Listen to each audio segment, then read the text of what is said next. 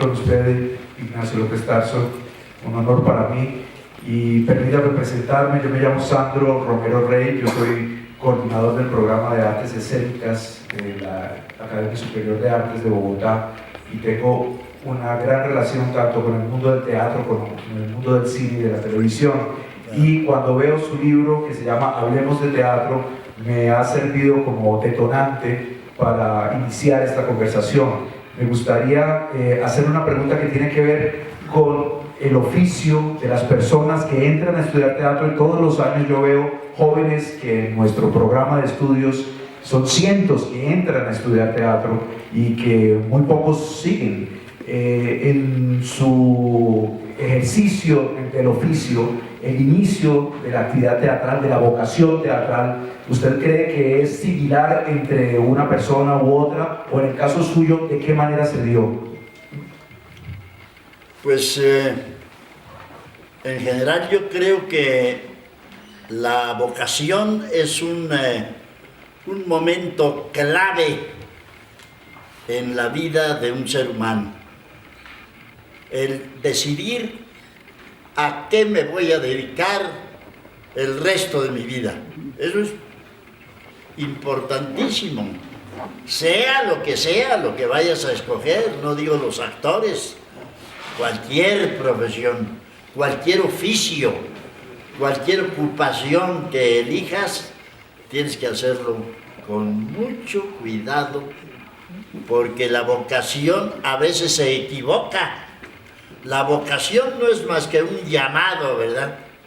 Viene de vocare, vocación, es un llamado que te llega por ahí, por una oreja o por la otra, o por las dos al mismo tiempo, y que parece que eso es un descubrimiento ya muy importante en tu vida. Hay que tener mucho cuidado con equivocarse en eso, porque yo conozco muchos ingenieros que manejan taxi, y yo conozco muchos taxistas que clavan clavos, ¿verdad?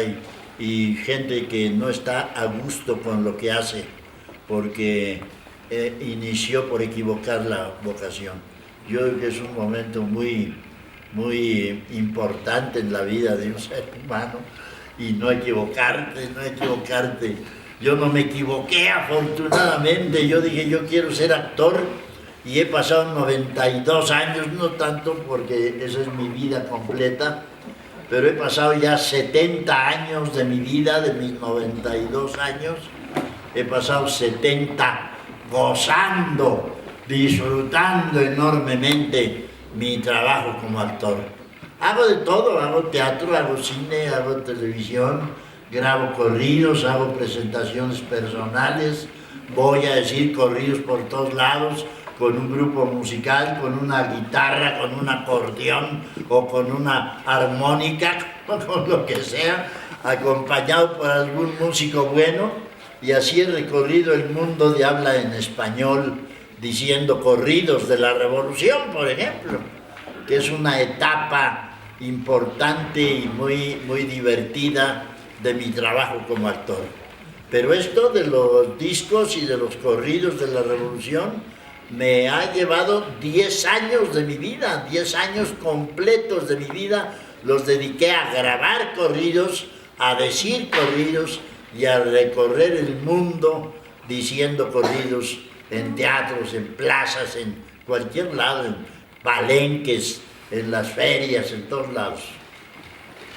¿Cómo es el ejercicio de la memoria?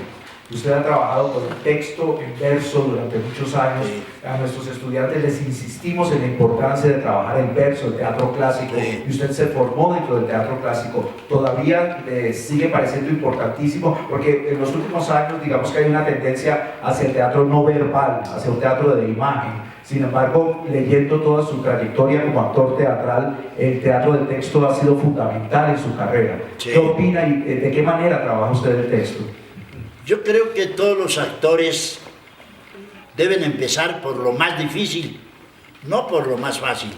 Lo más fácil es el teatro simple, cuentas una historia cualquiera, escrita por cualquier escritor, dirigida por cualquier director, actuada por otros actores que tienen las mismas fallas y los mismos defectos que tú tienes. Eso no. Lo mejor es empezar por lo más difícil. Hay que empezar por los clásicos en español, que es el siglo de oro español, que es maravilloso, de autores del teatro en verso, que eso ya no se hace. ¿Qué actor? ¿Ustedes conocen actores que hagan teatro en verso? ¿No? Yo no conozco. Aquí en Colombia no ha habido. Yo sigo la carrera de muchos actores, no solo en México, en muchos lados, en países donde la cultura, el nivel cultural es muy alto. El teatro en verso ya no se hace. Y ese es el toro grande para los actores. Empezar por ahí, por el teatro en verso, por los clásicos, por los griegos. ¿A qué actor se le ha dado la oportunidad de hacer a los griegos?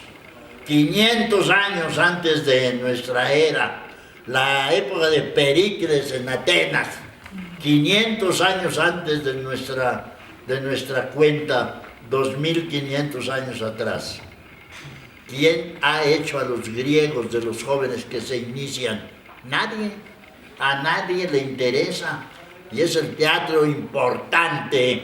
De ahí nace toda la actividad teatral en el mundo de esos autores, de ese estilo de teatro.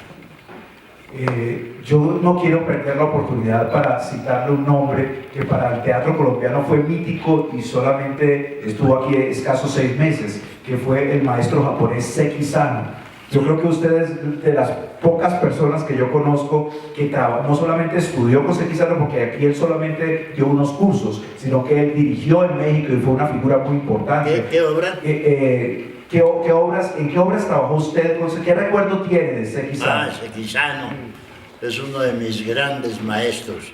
Mis maestros no solo son los maestros que me enseñaron, digamos, las primeras letras en el teatro. No son los maestros de la academia, de la escuela, los más importantes en mi vida. En la escuela de teatro yo tuve a un gran poeta como maestro que era Javier Villaurrutia, un poeta, pero gran poeta. Mucho mejor que dramaturgo, que también escribía teatro, mucho mejor que director, mucho mejor que maestro de teatro, era poeta. Él era esa su gran vocación. Desgraciadamente yo entré a trabajar con él en 1948. Ese año entré como alumno a la Escuela de Teatro de Bellas Artes y mi primer maestro de teatro fue este joven gran poeta que era Javier Villaurrutia. Estuve con él 48, 49 y 50. En diciembre de 50, él tenía 47 años de edad y se murió de un infarto en diciembre de 1950. De modo que perdimos a uno de los más grandes poetas que pudo haber dado México, porque se murió muy joven. Y yo tuve la gran fortuna de conocerlo, de ser su amigo, de admirarlo mucho, pero de también entender que lo mejor que él tenía era su calidad intelectual, su gran facilidad para hacer bellísimos poemas.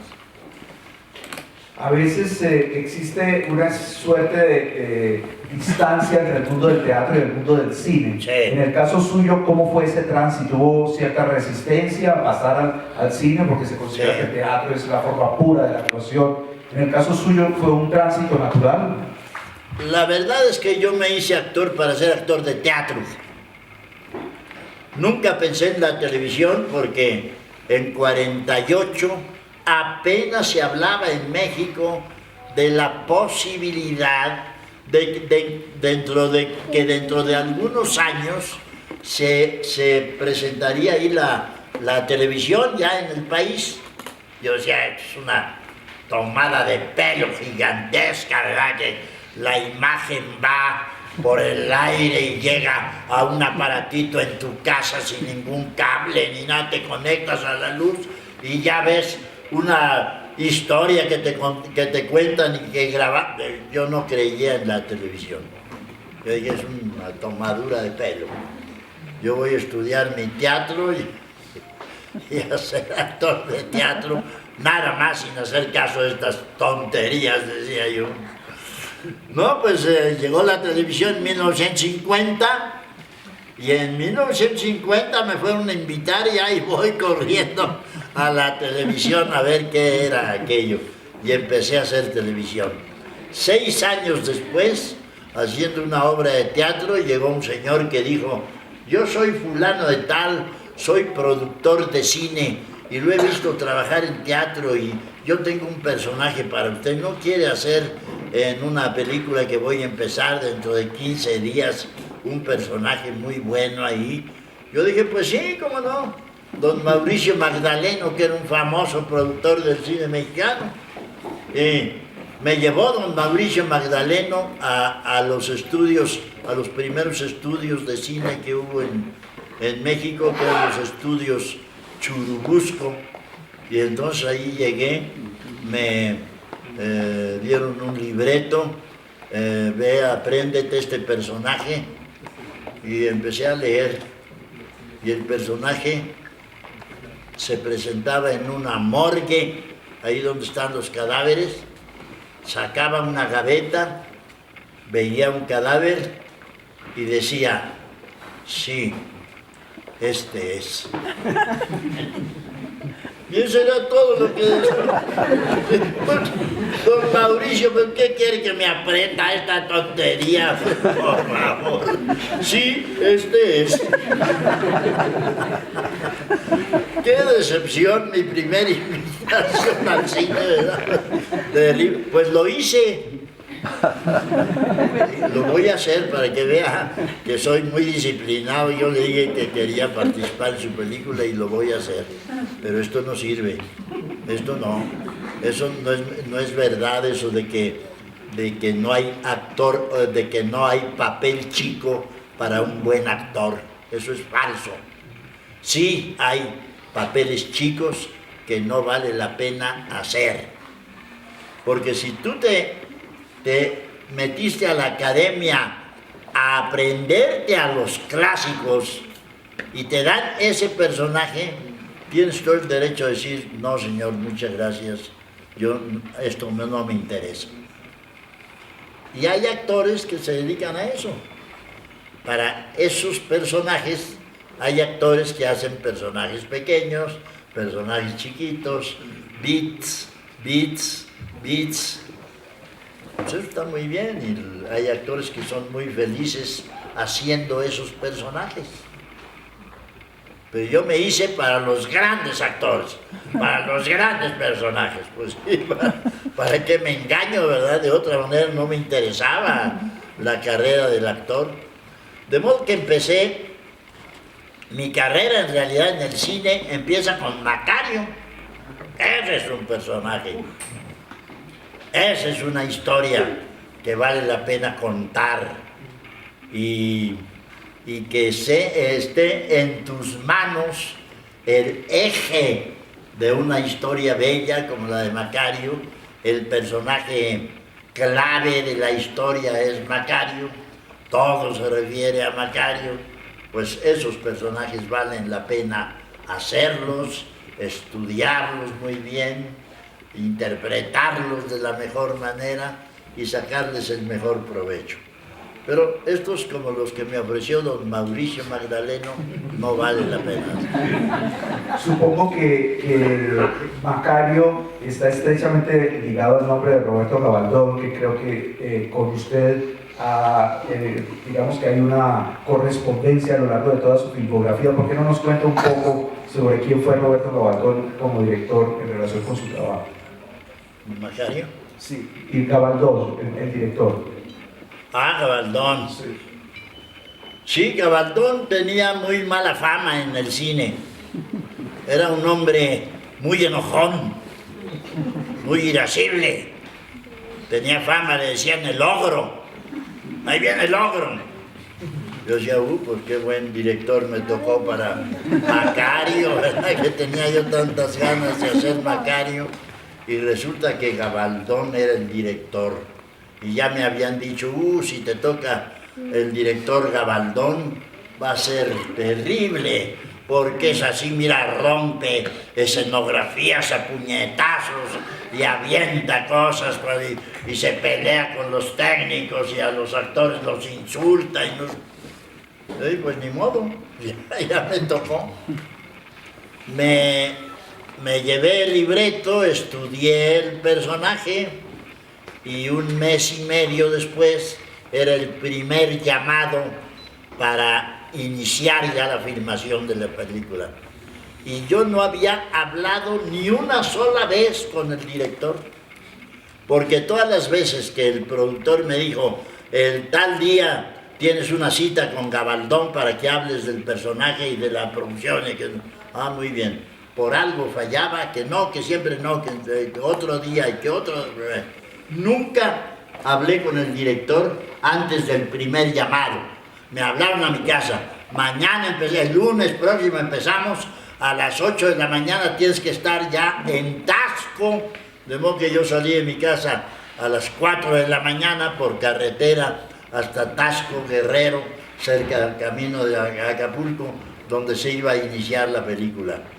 Y salí de mi casa a las 4 de la mañana, llegué a las 8 de la mañana a Taxco, me recibieron en un hotel, llegué, empecé a preparar mi vestuario para la película con el asistente y con mi secretaria y llego a la filmación, no, mentira, llego la noche anterior, ya me acordé, llegué la noche anterior y cuando ya estaba yo dispuesto a acostarme, entonces me llamaron y me dijeron, en el restaurante del hotel está el director Gabaldón que quiere hablar con usted. Entonces ya bajé al restaurante y me senté con Gabaldón en una mesa. Y él empezó diciéndome, ahorita nadie me ha dicho y creo que no lo soy, de modo que si es así, creo que nos llevaremos muy bien.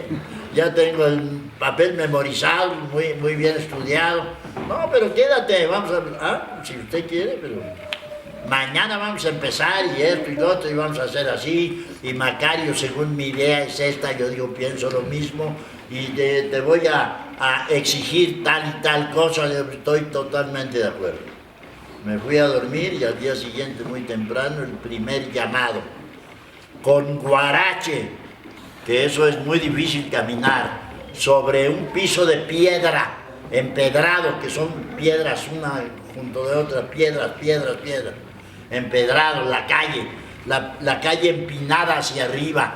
Macario era leñador, era un leñador de esos que se iban al monte en la madrugada a cortar leña y llegaba a media mañana con la carga de leña en la espalda, con un macapal que va aquí, mecapal se llama, que van sosteniendo la leña con la espalda y con la fuerza de la frente, ¿no? Así va la carga de leña. Y subir por una piedra, por una calle empinada. La primera escena de la película.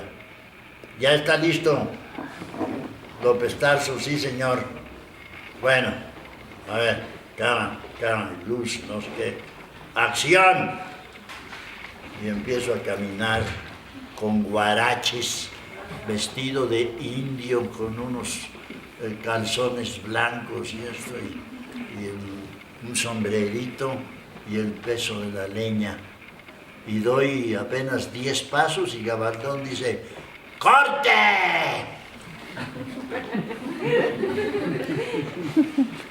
¿Qué pasó, señor? ¿Qué leña le pusieron en la espalda a López Tarso?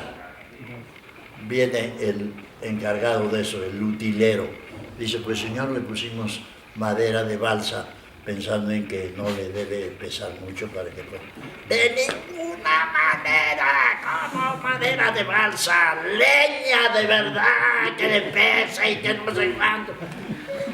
Pues tiene razón, porque con esta madera tan ligerita, pues yo no hacía esfuerzo.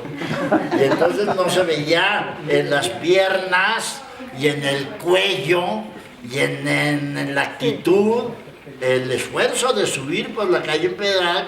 Tiene toda la razón el director, ¿verdad? Pues así nos fuimos. Fuimos grandes amigos, nos resultó muy bien la película, fue un gran éxito. Fue la filmé en 59, de modo que yo tenía 11 años de haber empezado en la escuela de teatro. De modo que tenía 11 años de haber hecho teatro y hasta 11 años después me llegó mi primera gran oportunidad en el cine. Lo supe aprovechar muy bien, salió muy bien.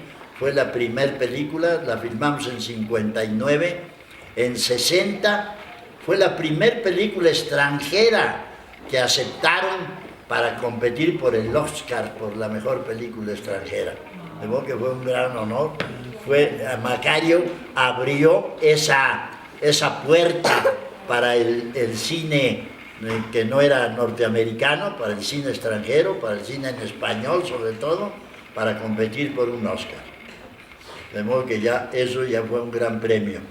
Luego fui con Macario por todas partes del mundo, los lugares donde yo ni siquiera había soñado que podía ir, con mi película bajo el brazo, porque hay festivales, empezaron a hablar de la película y entonces llegaban invitaciones de festivales muy importantes para la película.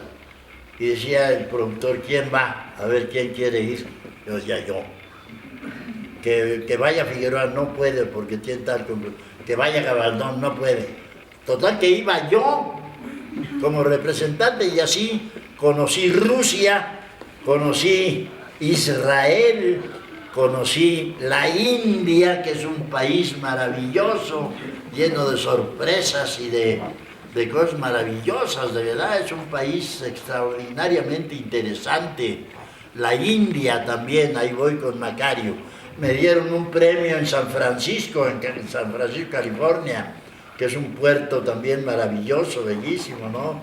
San Francisco, California, y un festival, el premio del mejor actor del festival para mí. Y otros premios por otros lados, en Cork, en Irlanda, ¿verdad? Yo ¿qué iba a pensar en Irlanda alguna vez en mi vida? Nunca. Pues de Cork, Irlanda, me llegó una invitación para un festival, fui con la película, estuve en el festival y me dieron el premio del mejor actor del festival.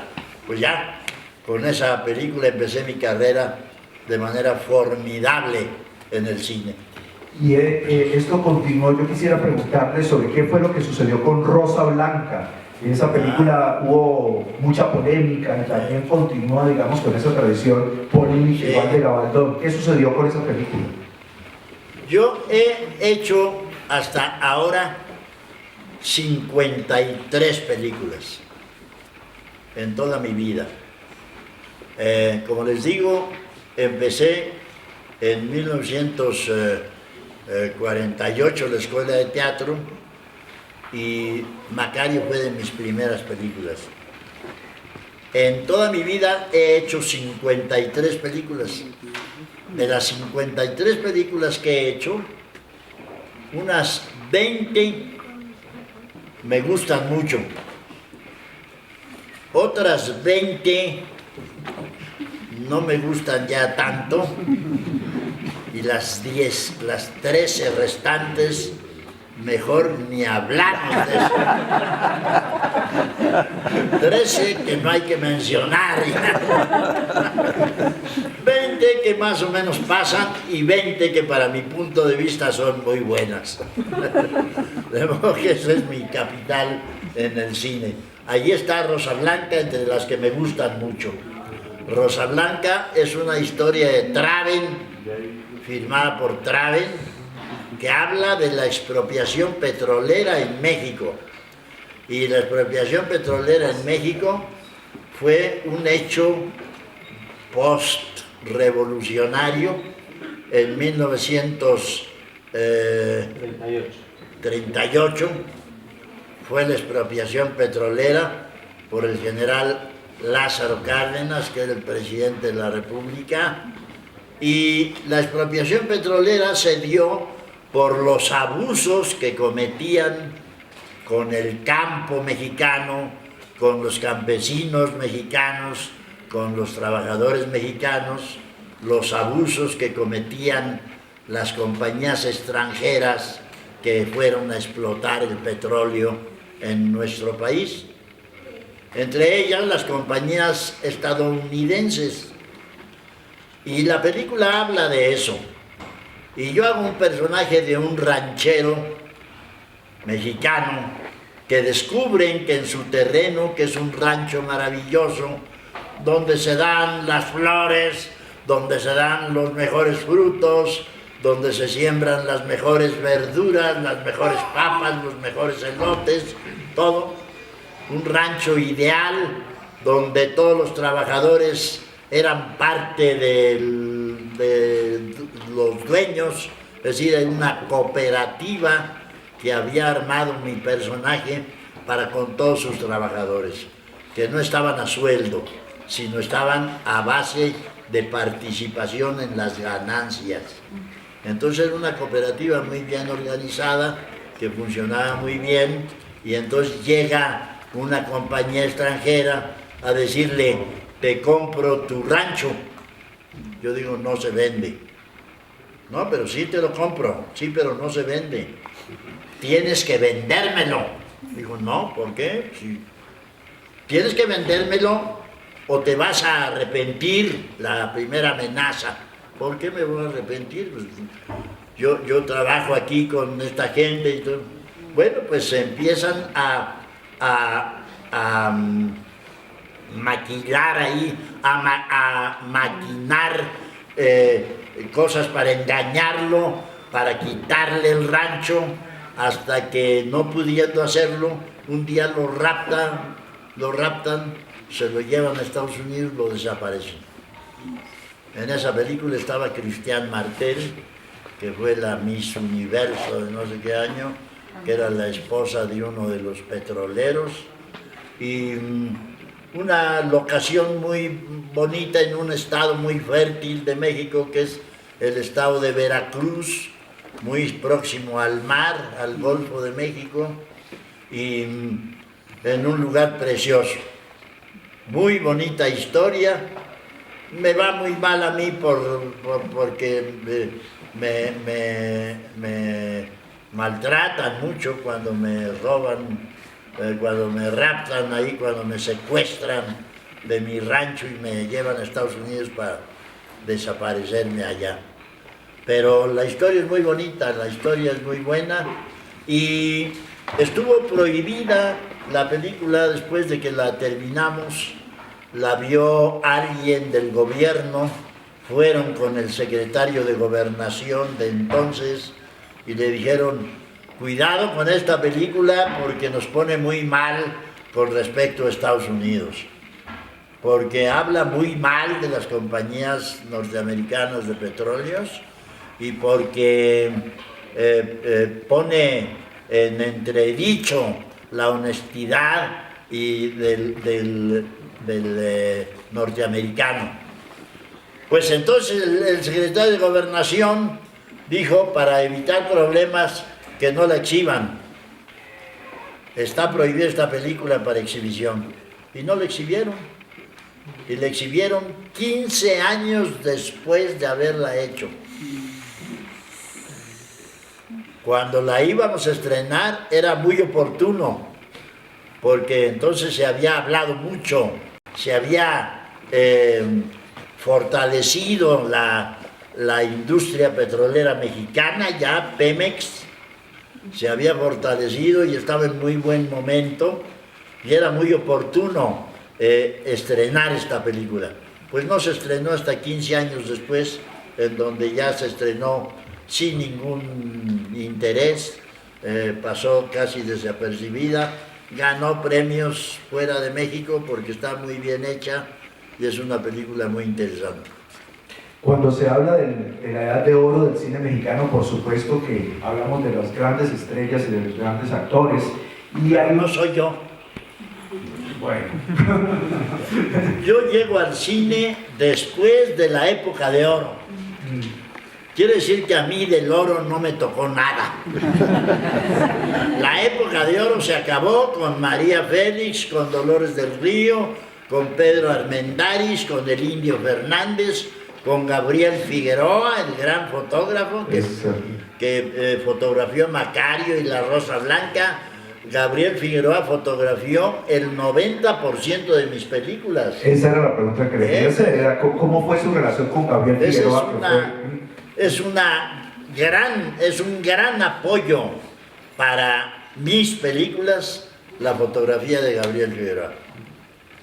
Porque Gabriel tenía una sensibilidad enorme para escoger la hora, el lugar, para escoger la situación de la cámara, la posición de la cámara, en fin, para eso todo lo decidía Gabriel Figueroa.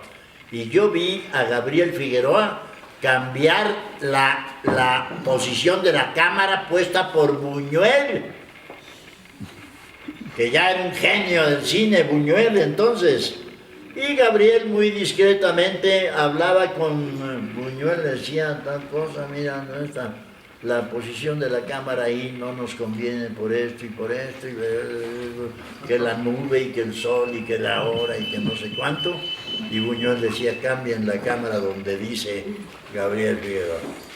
Así vi yo cambiarle posiciones de cámaras a Buñuel y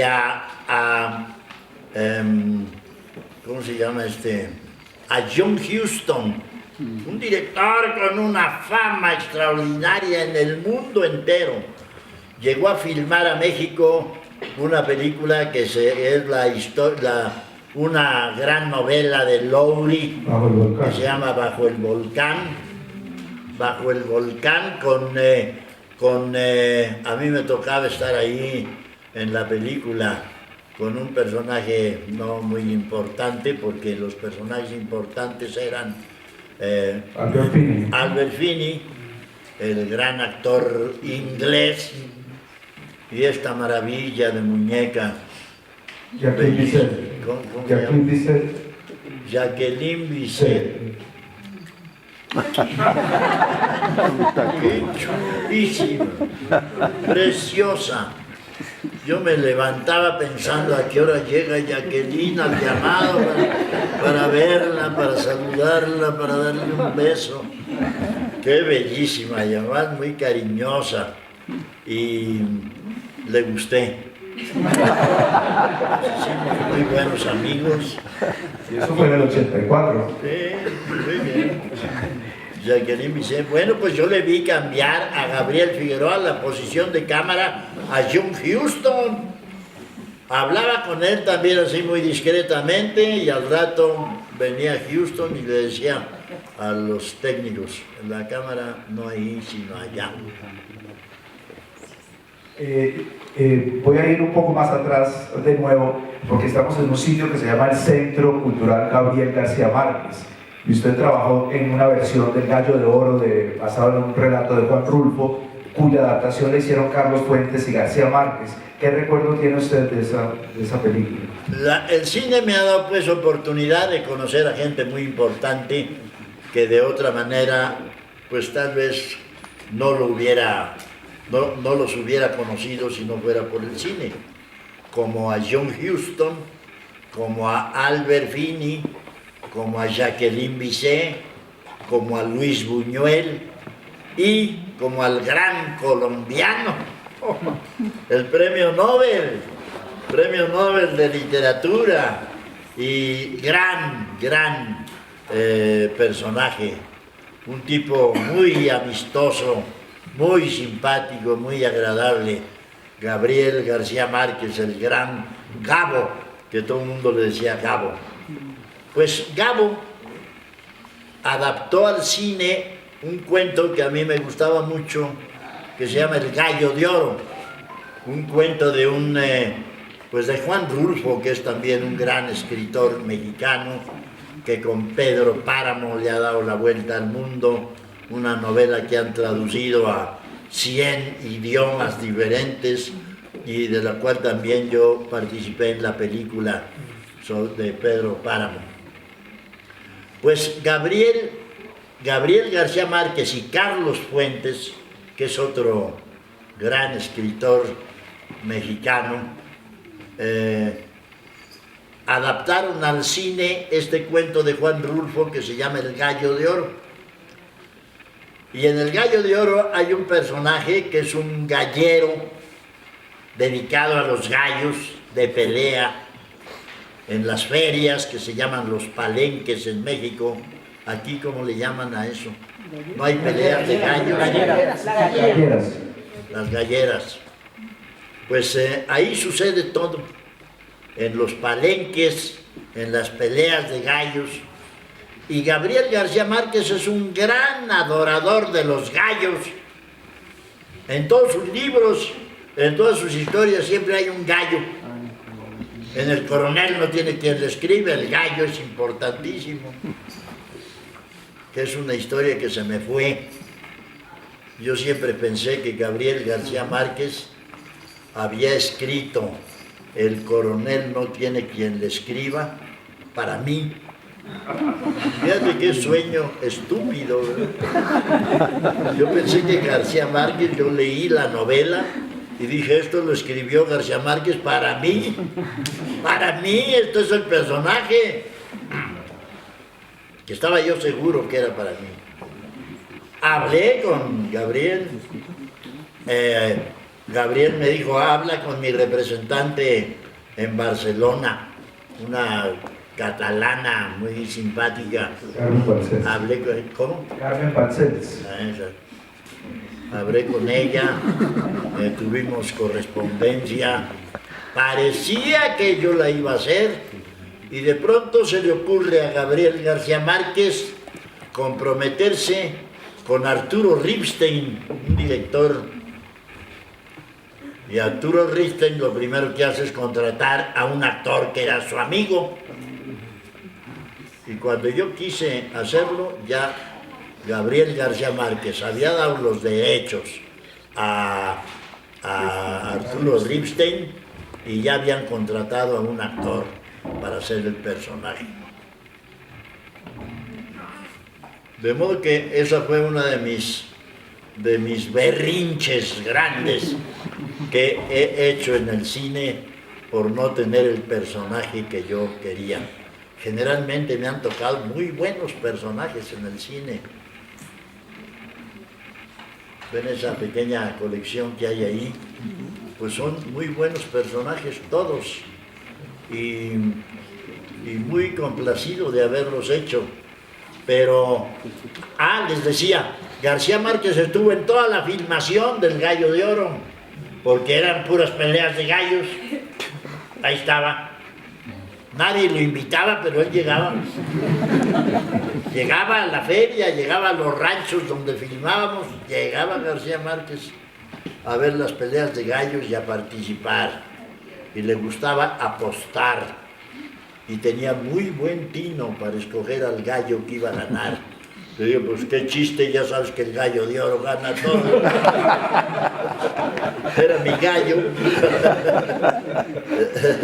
Es la historia de un ranchero que le avientan un gallo a medio morir, ahí te va, ya, un gallo que ya estaba muerto, lo dan por muerto, se lo avientan a el personaje se llama Dionisio Pinzón, que era el gritón de los gallos y el gritón del pueblo, que decía que el que nace pa' maceta no pasa del corredor.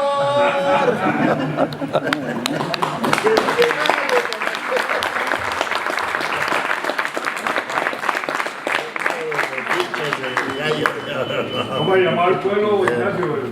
Bueno, pues él revive el toro, al gallo, revive al gallo, lo entierra, lo cura, lo deja nada más con la cabecita de fuera y ahí lo va alimentando con granitos y con bebidas y hierbitas y cosas, y de pronto un día lo despierta el kikiriki gallo de oro, lo saca el rey, lo mete a la feria y a ganar.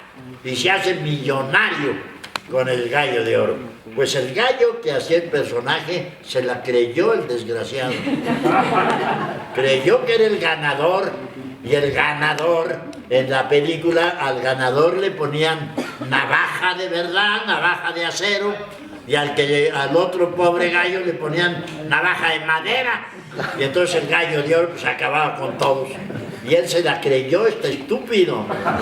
Creyó que él era el gallo. Y ya me picoteaba y yo le daba sus cachetadas, pero ya no había manera de entenderlo. Se creía el más fregón del mundo. ¿Cómo se llamaba el pueblo donde era el gallo que tú te comentabas? ¿Cómo se llamaba el pueblo de donde era el gallo? ¿Donde Se me eras fue tú el en la nombre. película? Filmamos en una hacienda muy No, bonita. el nombre de la película del pueblo, es que es un nombre muy bonito, muy mexicano. San Juan, no es que es la pasión.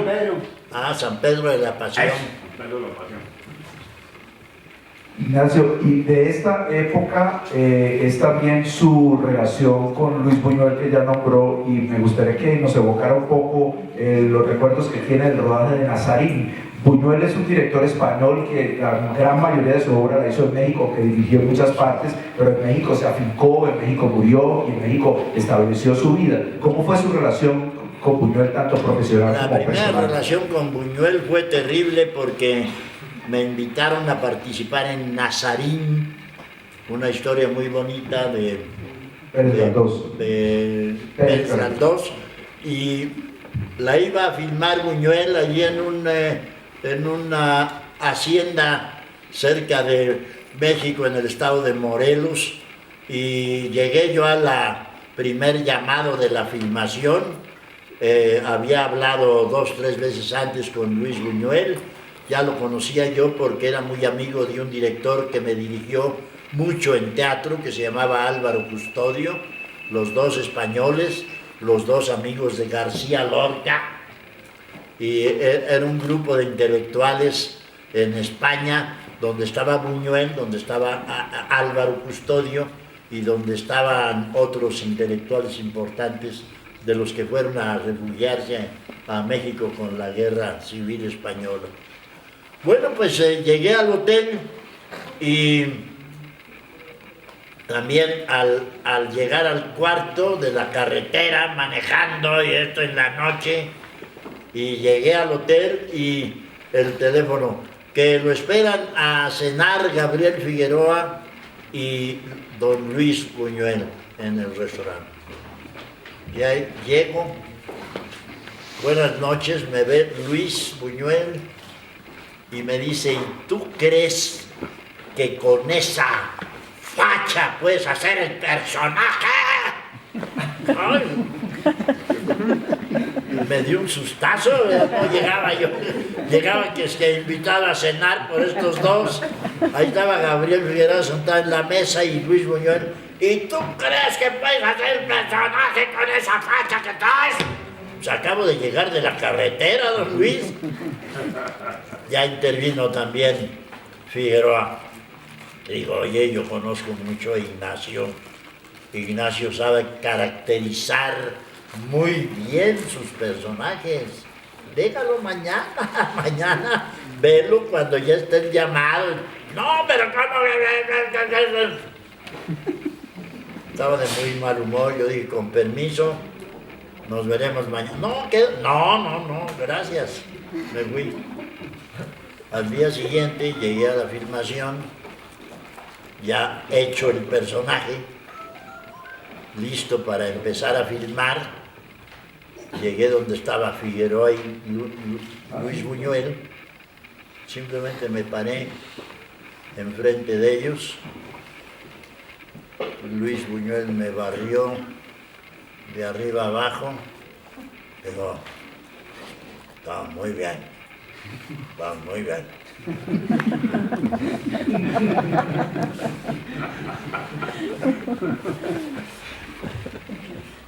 Luego, filmando otra película años después, en la calle, donde yo era uno de esos que avientan lumbre en las esquinas para ganarse unos pesos,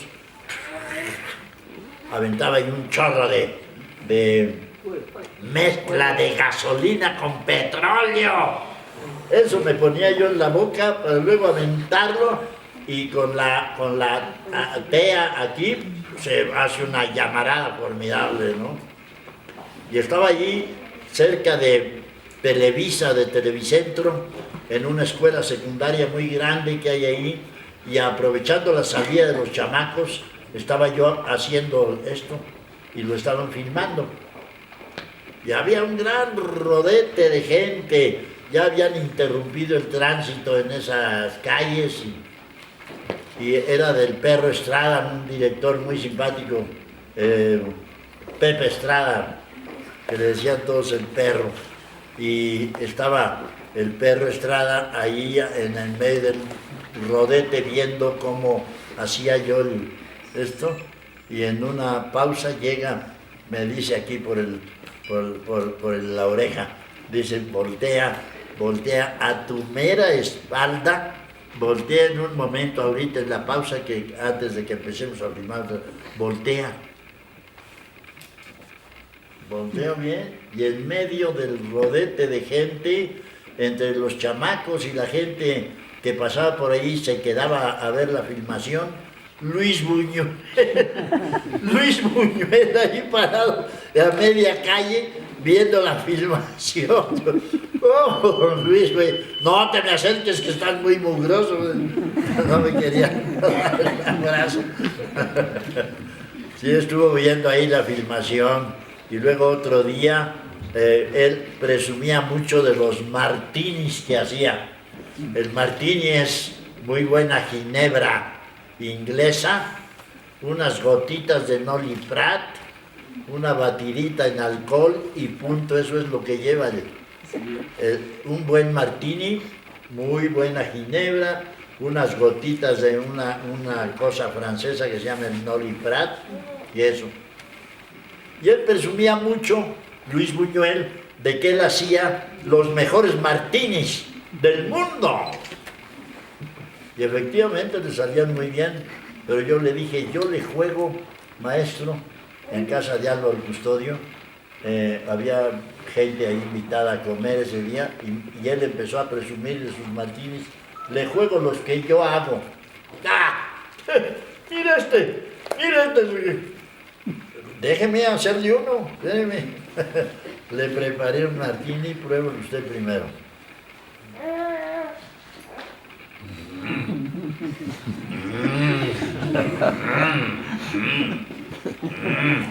Dales a probar a todos. Y así me lo convencí un día.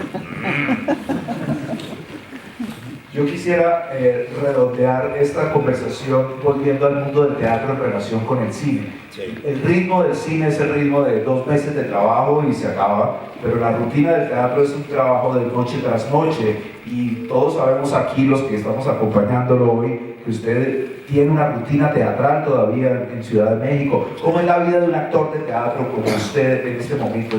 Cuéntenos un poco cómo es su trabajo en este momento.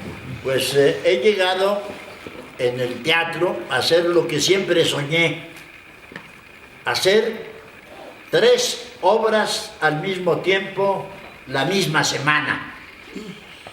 Entonces, en este momento estoy haciendo una obra que ya hice 500 representaciones de la obra, con una actriz venezolana muy hermosa que se llama Gabriela Spanik. Es un mujerón, pero maravilloso. Ella y yo solos en escena. Gabriela Spanik y yo hacemos una obra que se llama Un Picasso, sobre una anécdota del pintor, de Pablo Picasso, el pintor español que, estando en París en 1941, durante la Segunda Guerra, llegan los alemanes, ya el ejército alemán, toman Francia, llegan a París, se hacen los dueños de París, el ejército nazi. Y ahí estaba Picasso. Y entonces Picasso un día sale de un restaurante, va a ver a una señora, porque era muy enamoradizo Picasso, tenía muy buena suerte con las mujeres.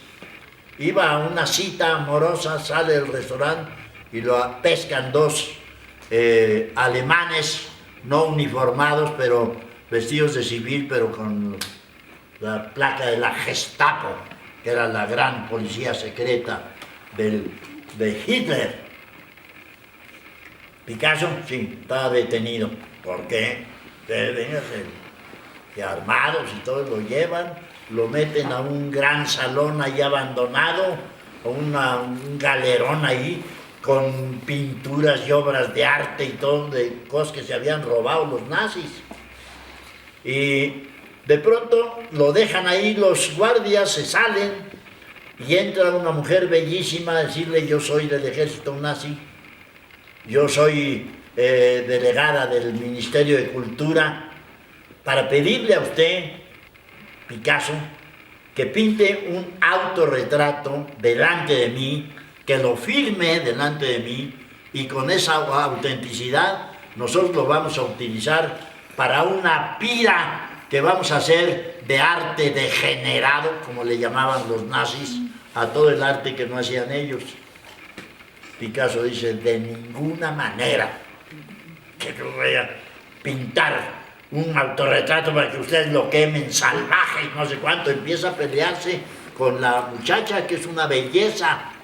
Y esto es una auténtica anécdota de Picasso, porque este acto que primero empieza en un gran pleito, porque Picasso empieza a insultarla y a insultar a los nazis y a despotricar en contra de Hitler y de todo, allá gritos con ella, y ella empieza a gritarle a él también, y eso va terminando en un gran romance.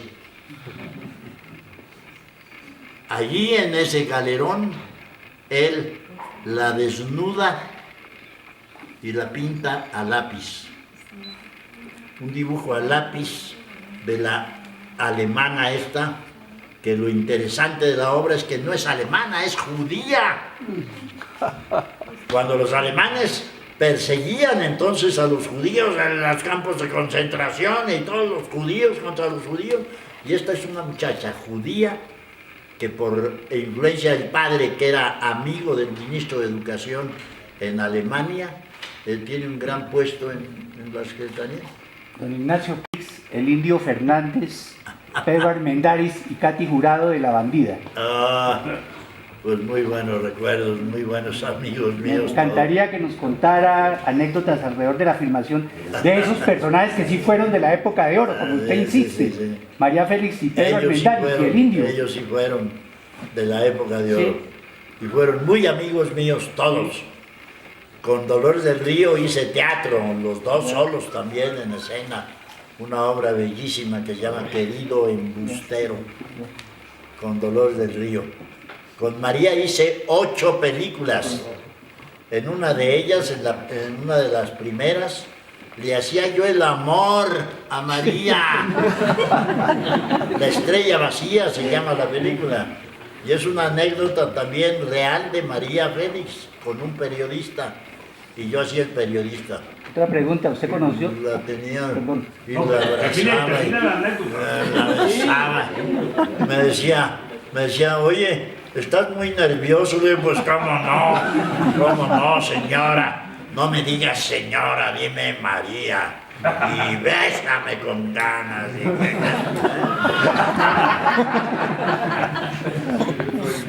Una escena de amor preciosa, porque María se dejó y ella dijo, bésame así y abrázame y venga, que salgan del estudio todos los solitos, los dos la practicaban. Vamos a ensayar, me decían.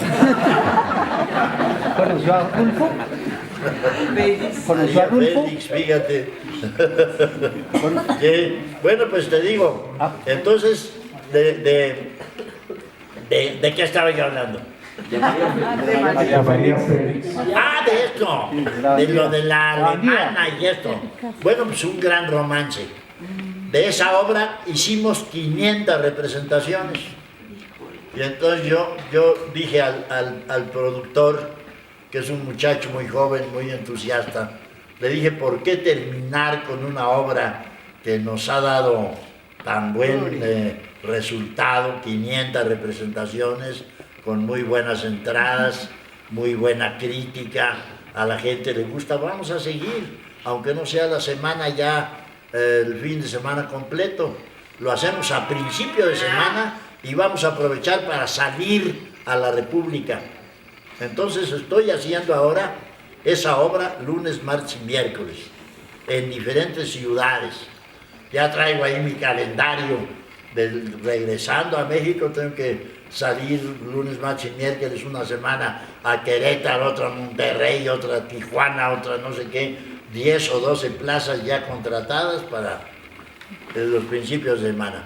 Regreso el jueves a México y el jueves hago una obra con un actor, nada más los dos también, con un actor que es un actor cómico, el Loco Valdés, y como el Loco Valdés está ahora en un sanatorio porque tuvo una operación en el cráneo, porque tuvo ¿cómo se llama? Un pequeño, pues un tumorcito, aquí en el cráneo, aquí en la parte alta, un tumorcito chiquito que resultó canceroso. Y entonces le rasparon el cráneo y ahora está en observación y ya no lo dejaron salir del sanatorio. En fin, otro actor en lugar del Loco que se llama Aarón Hernán. Regreso el jueves, este jueves en la mañana salgo de aquí, llego a México a comer y a las 5 de la tarde ya estoy en el teatro con este actor para hacer una obra que se llama Aeroplanos, que es una obra de un autor argentino. Y luego, el fin de semana, viernes, sábado y domingo, una obra que estrené hace 2 meses, que se llama El Padre, teatro francés, con 5 actores más, somos 6. Yo hago el personaje central, el Padre, y con esa estamos en el Teatro San Jerónimo, viernes, sábado y domingo. De modo que tengo semanas completas de aquí en adelante durante varios meses, por lo menos hasta fin de año, por lo menos será 3 obras la misma semana, lo cual a mí me da la oportunidad enorme de hacer 3 personajes totalmente diferentes, casi un día con otro. Don Ignacio, ¿usted conoció a Rulfo? ¿Conoció a Rulfo? ¿A Rulfo? Sí, conoció a Juan Rulfo, pregunta él. ¿Quién? A Juan Rulfo. Sí, Cuéntenos alguna anécdota de él. con Juan Rulfo, pues él afortunadamente no vio la pésima versión que hicimos en el cine de su gran novela Pedro Páramo. Mi versión personal es que Pedro Páramo no funcionó por Pedro Páramo. Ahí se equivocaron en llamar a este joven actor guapísimo norteamericano a hacer un personaje ranchero del campo mexicano. Pedro Páramo tiene que ser un ranchero muy mexicano y traen a un gringuito precioso que es que por publicidad y que por manejo de economía y que no sé qué, ¿cómo se llama este? John Gavin. John Gavin. El error de Pedro Páramo es John Gavin. Una opinión muy personal. Su fulgor sedano estuvo muy bien. Que se callen, no digan, López Tarso dijo que John Gavin, nada. Finalmente, Ignacio, está aquí en la librería este libro, Hablemos del Teatro. Me gustaría que nos contara un poco sobre la génesis de este libro. Este libro es toda mi trayectoria teatral. Lo escribió mi hija, Susana, que es parte de esta organización. Mi hija trabaja para el Fondo de Cultura Económica en México. El Fondo de Cultura Económica de México es una institución gubernamental fundada hace 50 o más años que se encarga ¿Cuándo fue fundado? 83 años, 34. 83. Sí. Pues yo he tenido muy buenas relaciones con esta institución porque, por ejemplo, tengo en mi casa un magnífico librero con toda la historia de México, contada por 3 grandes historiadores del siglo XIX. Y esa historia de México con esos 3 historiadores me la regaló en un bonito librero, no es muy grande, son como 40 o 50 volúmenes. Me la regaló el que fue presidente, don Miguel de la Madrid, que fue también director general del Fondo de Cultura. Pues editado no por el Fondo de Cultura, pero gran parte del Fondo de Cultura, este libro que hablo de mi vida en el teatro. Aquí están más de 100 obras de teatro. He hecho más de 100, 120 más o menos. Desde los clásicos griegos, Edipo Rey de Sófocles, Edipo Rey de Sófocles,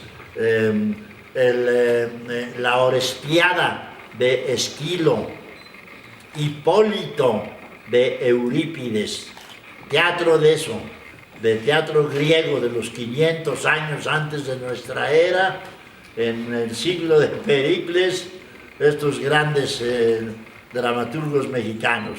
Pues aquí está todo eso que he hecho en mi vida de teatro, que es una vida de teatro muy activa. No he dejado de hacer teatro desde que mi maestro Villaurrutia me dijo: súbete a un escenario a gozar, goza del teatro, disfruta del teatro. Y me enseñó eso, a respetar mucho el teatro, a respetar mucho el texto, a respetar mucho al público, a respetar el escenario, pero a gozarlo, a disfrutarlo mucho. Y he hecho grandes tragedias, pero gozándolas mucho. Edipo Rey, ¿verdad? Edipo Rey, la gran tragedia griega. Así como Y aquí está toda mi vida en el teatro, escrita por mi hija, redactada por mi hija. Yo se la conté a ella fue grabando periódicamente ahí durante un año, más de un año.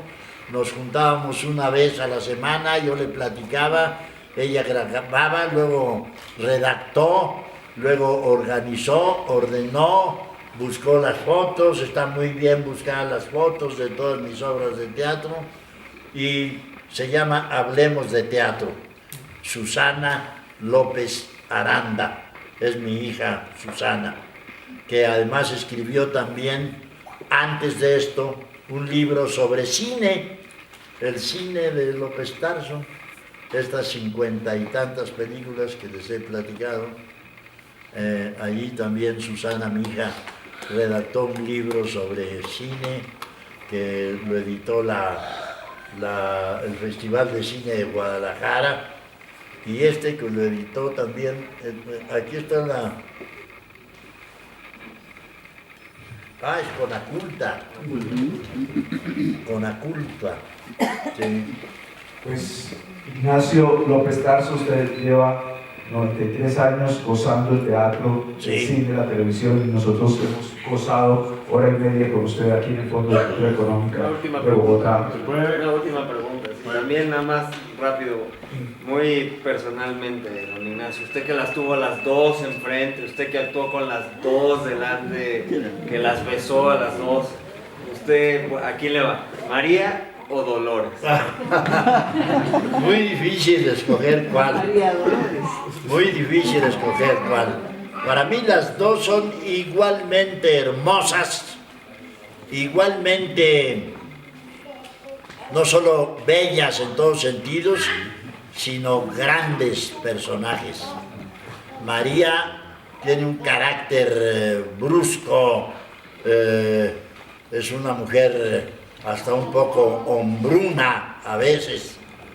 Dolores es todo lo contrario, es delicadeza, es finura, es elegancia, es delicadeza, es una mujer muy culta, sabe mucho de todo y es una mujer muy estilizada, muy delgada, se cuida mucho, su bebida, su comida, todo, come pétalos de rosa.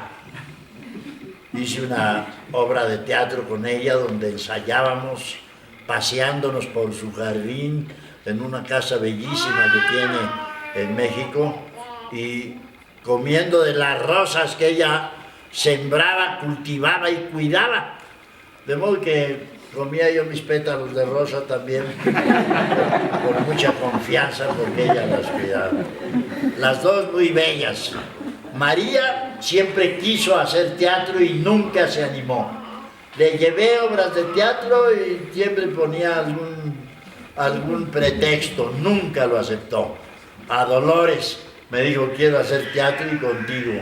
Le llevé Querido Embustero, hicimos una temporada de año y medio, los dos solos en el escenario, y había una escena donde mientras yo hablaba con el público, ella atrás entre cortinas, entre cajas que se le dice en el teatro, allí entre cajas llegaba su mucama, la mucama se subía en una silla, llegaba Dolores ahí, le quitaba el vestido que traía y Dolores quedaba totalmente desnuda, le quitaba la mucama el vestido y le ponía otro, el mismo corte pero diferente color y todo, y esa maniobra la presentía yo todas las noches en el teatro sin poder voltear.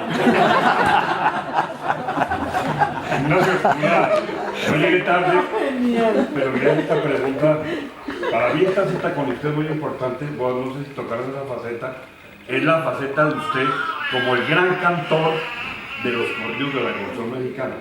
¿Quién nos puede hablar de eso? Sobre todo porque cuando yo siento su voz, me fijo mucho en esa frase del corrido de Zapata que dice, Zapata debe volver. ¿Por qué no nos cuenta un poquito de eso? Que creo que no hay mejor interpretación de la canción mexicana. Dedicados a eso. Grabé 100 corridos en aquellos LPs de la CBS hace 40 años. 100 corridos en 8 LPs. Y discos de estos de, ¿cómo se llama? De acetato, ¿verdad? Grandotes. Y con un grupo musical, con un mariachi, el Oro y Plata de Pepe Chávez, con un guitarrista que fue mi amigo durante muchos años y que parecía boxeador, un tipo gordo, con unas manos que parecían guantes de box, y tocaba la guitarra con una delicadeza y con una rapidez, tenía una facilidad en los dedos para tocar la guitarra. Con ese guitarrista, con el mariachi Oro y Plata de Pepe Chávez, con un muchachito ciego que le decían el conejito, que tocaba el acordeón, y un bajo sexto, que es una guitarra de acompañamiento de doble cuerda, el bajo sexto, el acordeón, la guitarra de Roberto Rojas y el mariachi. Me subía yo a un autobús en México con un representante, 2 o 3 asistentes que se encargaban de los instrumentos y de todo eso,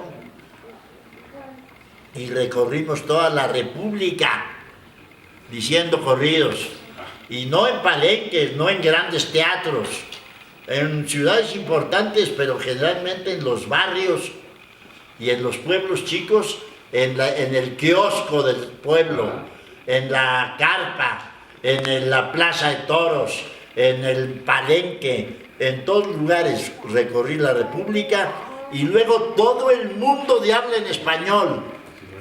Fui a Cuba, a Santo Domingo, a La Habana, Aquí estuvo. aquí también, sí, al Teatro Colón. Gaitán, El teatro Gaitán, el Jorge Eliezer Gaitán. y bueno, en Perú también, en toda Latinoamérica, menos Argentina y Brasil. Ahí no llegué. Pero en España estuve acompañado diciendo corridos con Nati Mistral, y ella cantaba los romances españoles. Fíjate qué programa más bonito, ¿no? Nati se acaba de morir, hace 2 semanas murió. Ah, qué compañera más linda. Nati Mistral, una cantante, actriz española estupenda. 10 años de mi vida. Recorrí todo el mundo de habla en español, de verdad, menos Argentina y Brasil, todo lo demás. Yo quiero